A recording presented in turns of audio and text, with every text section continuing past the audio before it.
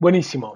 Ahora vamos a ver los distintos tipos de muestreo que existen, cómo funcionan. Vamos a partir, ¿cierto?, con el muestreo aleatorio sistemático, el muestreo estratificado y vamos a terminar por el muestreo por conglomerados. Entonces, ¿qué es el muestreo aleatorio sistemático? Ahí está. Bueno, en realidad es una manera simple de implementar, o sea, puede ser una manera simple de implementar un muestreo estratificado, ¿cierto? Eh, ¿cierto? Se utilizaba mucho en el pasado cuando las herramientas computacionales no eran las de hoy en día y era difícil, ¿cierto? Como generar o simular procesos aleatorios, ¿ok? Entonces, básicamente lo que el muestreo sistemático hace es como que toma, ¿cierto? Y selecciona una muestra tomando el elemento késimo, ¿cierto? Del marco muestral.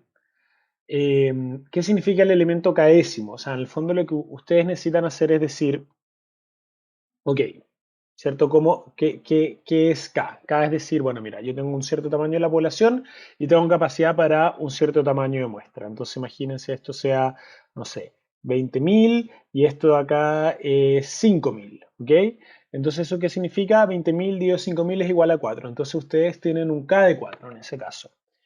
Y luego ustedes lo que hacen es elegir un número aleatorio entre 1 acá, entre 1 a 4, que es el número en el cual van a empezar, y luego después de eso saltan, ¿cierto?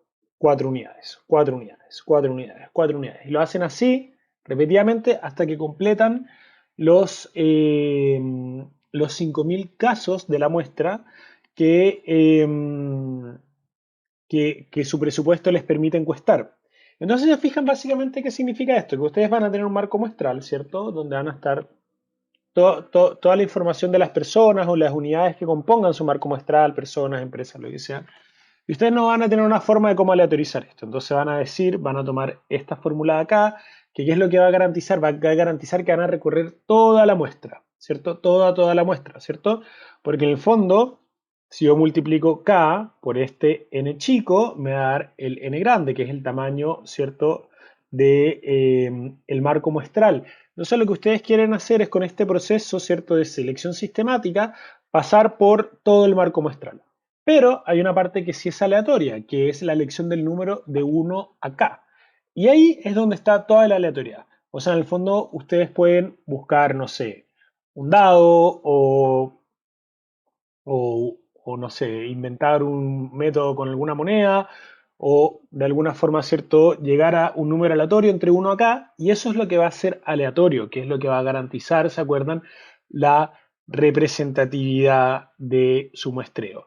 Y como ese primer número va a ser aleatorio, entonces ustedes van a poder recorrer toda la muestra haciendo los saltos de K espacios, ¿cierto?, de K filas, de K unidades, hasta, ¿cierto?, completar la muestra completa que, que pueden sortear. Entonces, imagínense tener una población de 50 establecimientos educacionales y un tamaño muestral de n igual a 10. Eso da como resultado un k igual a 5. Entonces, para hacer un muestreo, ¿ciertos? Aleatorio sistemático, eligen un número aleatorio entre 1 y 5, que podría ser 4. Entonces parten por el cuarto establecimiento educacional y ese forma parte de la muestra. Luego siguen por el establecimiento educacional 9 y ese forma parte de la muestra. Y luego el establecimiento educacional 14 y así hasta que completan la muestra. Entonces, como la elección del número entre el 1 y el 5 fue aleatoria, su muestra también fue seleccionada bajo un proceso aleatorio. Por lo tanto, todas las unidades que componen, ¿cierto?, su marco muestral tenían una probabilidad de ser seleccionadas. Y en este caso, la misma probabilidad, solamente que dependiendo de cuál es el número que quede sorteado de forma aleatoria, quedan algunas u otras. ¿Ok? Lo importante acá es que se den cuenta que existen solamente 5 muestras disponibles, ¿cierto? Los que corresponden a los, perdón, acá debería decir 5, no 6, lo que corresponden a los 5 posibles números del arranque aleatorio. ¿Ok? Y justamente acá pasa lo que les estaba diciendo, que es que todas las unidades van a tener la misma probabilidad de selección y por lo tanto vamos a tener un estimador de la media muestral insesgado, ¿cierto? pero la varianza de la media muestral va a depender del orden de la lista. Entonces imagínense, si ustedes tienen, su marco muestral no está ordenado bajo ningún criterio, y ese orden es totalmente aleatorio, entonces esto va a ser realmente equivalente a un muestreo aleatorio simple. Sin embargo, si la lista fue, ¿qué es lo que dice acá? En cambio, si la lista es ordenada a partir de algunas características, como por ejemplo zona, comuna, región, macrozona, es decir, todas las personas de una zona están primero, luego de otra zona abajo, luego de otra zona más abajo, etc.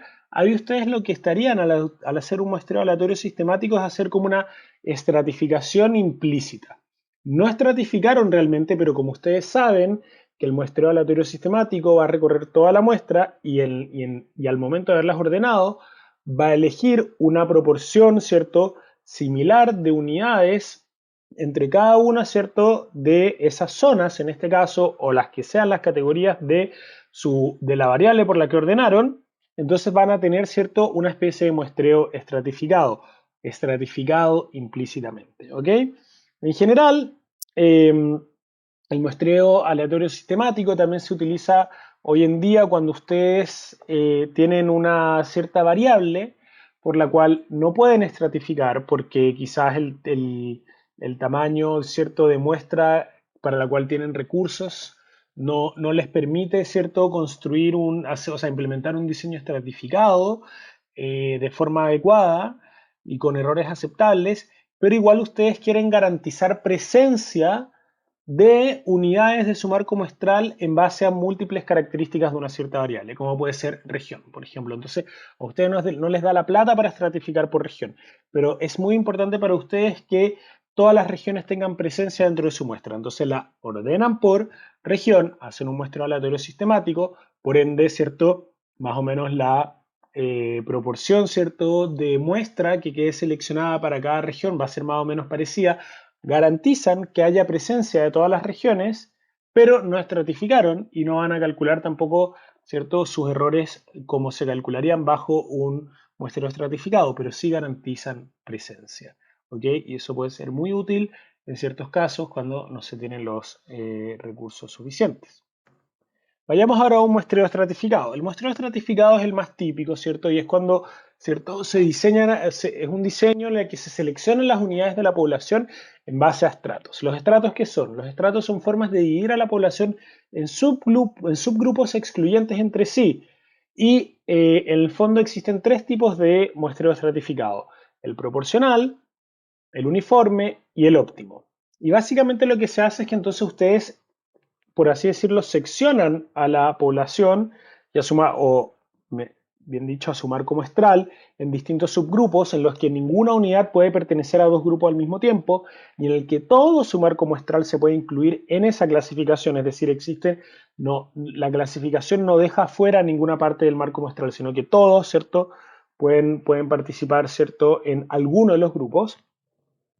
Y dentro de cada uno de esos estratos ustedes van a hacer un muestreo aleatorio simple, ¿ok? Entonces básicamente lo que ustedes hacen es, dentro de un cierto estrato, seleccionan un muestreo aleatorio simple, en otro, otro, en otro, otro, y en otro, otro, ¿verdad?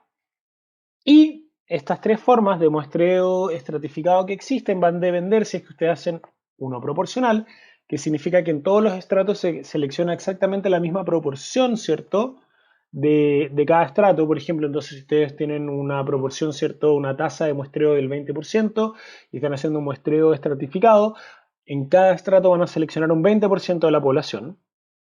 El uniforme lo define que van a seleccionar a la misma cantidad de unidades en cada estrato. Entonces, por ejemplo, definen que van a seleccionar a 200 personas de cada estrato.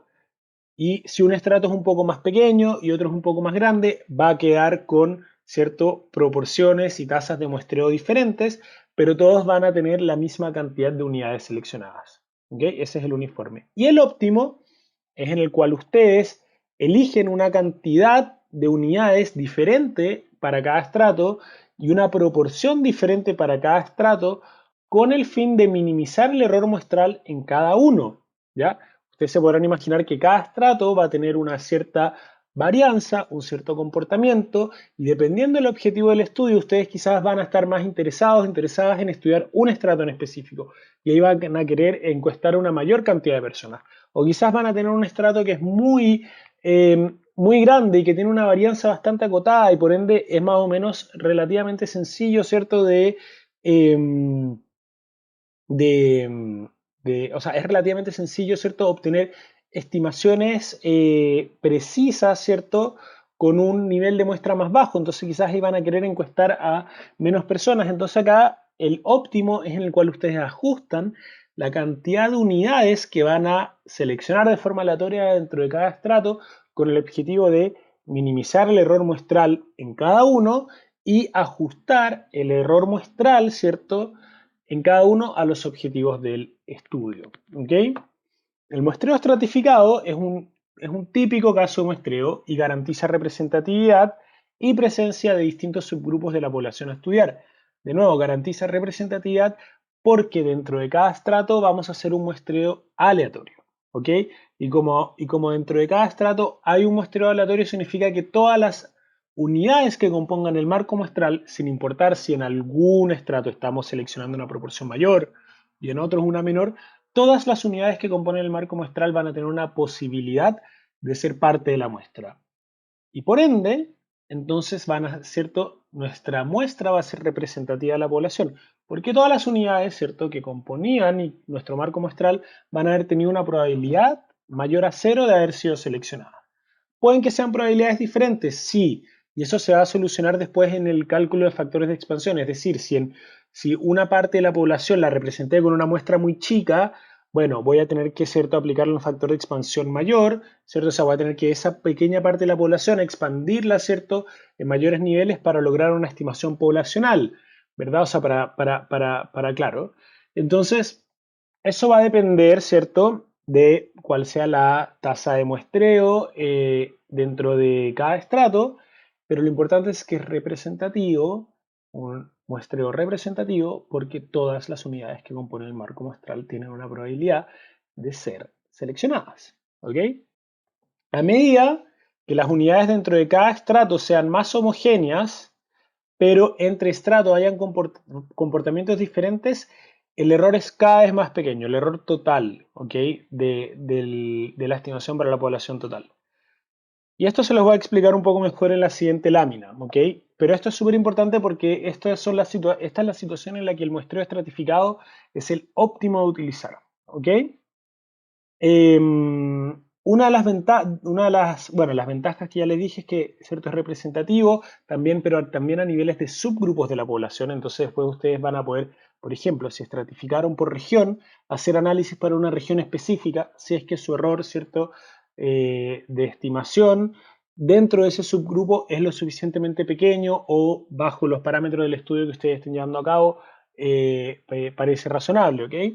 Pero suele ser un poco más costoso y a veces, si es que no se cumple esto de acá, puede llegar, pero en muy pocas ocasiones, puede llegar a generar un error muestral un poco mayor que el aleatorio simple, pero en general y en la gran mayoría de las veces suele generar un error muestral un poco menor. Entonces, esto de acá se los voy a explicar mejor con la siguiente lámina y básicamente es el caso en el que el muestreo estratificado es óptimo, que es la decisión óptima del mejor tipo de muestreo a elegir. Entonces, imagínense de nuevo, esto de acá es una población, es su marco muestral, los puntitos son distintas personas, los colores son algunas características, ¿cierto?, de estas personas, que en este caso acá hay algunos verdes, muchos azules, acá todos son azules, aquí casi todos son verdes, y acá hay algunos azules y algunos naranjos. Entonces imagínense, ustedes pueden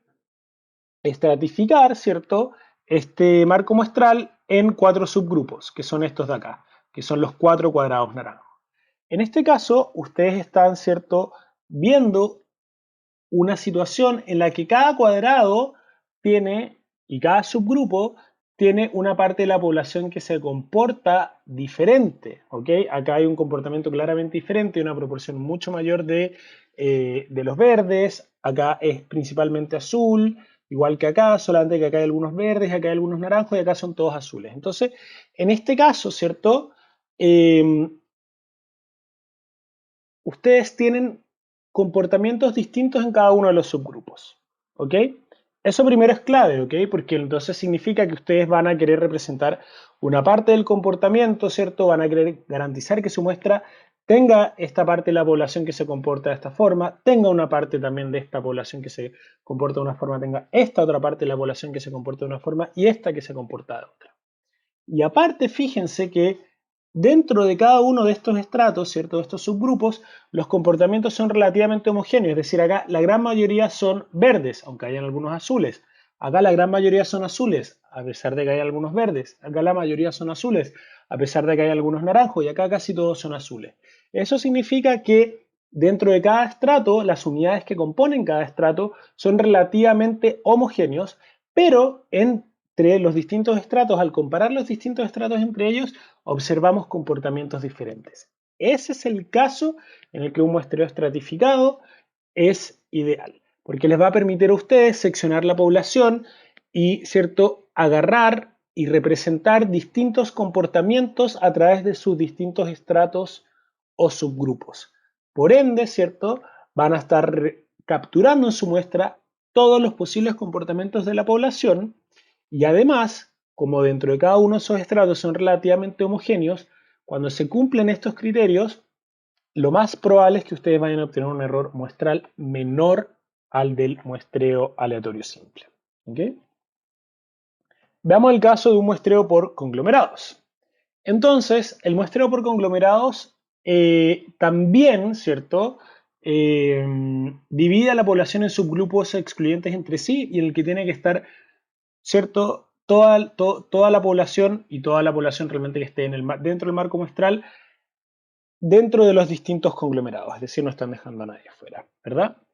La única diferencia, entonces en ese sentido es súper parecido al muestreo estratificado, porque también estamos, ¿cierto?, generando distintos subgrupos eh, para hacer la selección de la muestra. La diferencia es que acá nosotros no vamos a hacer un muestreo aleatorio simple dentro de cada subgrupo, sino que lo que vamos a elegir son subgrupos enteros, es decir, en vez de hacer un muestreo aleatorio simple dentro de cada subgrupo, en el muestreo por conglomerados vamos a elegir un conglomerado o el otro, y uno entero lo vamos a dejar fuera, ¿ya? Entonces, este tipo de muestreo suele utilizarse cuando se deben sortear áreas geográficas a las que hay que levantar la información, ¿ok? Y en esos casos es útil porque se disminuyen los costos, ¿cierto? Porque en el fondo se disminuyen las distintas zonas geográficas a las que hay que desplazar a las personas que están llevando a cabo las encuestas, ¿ok?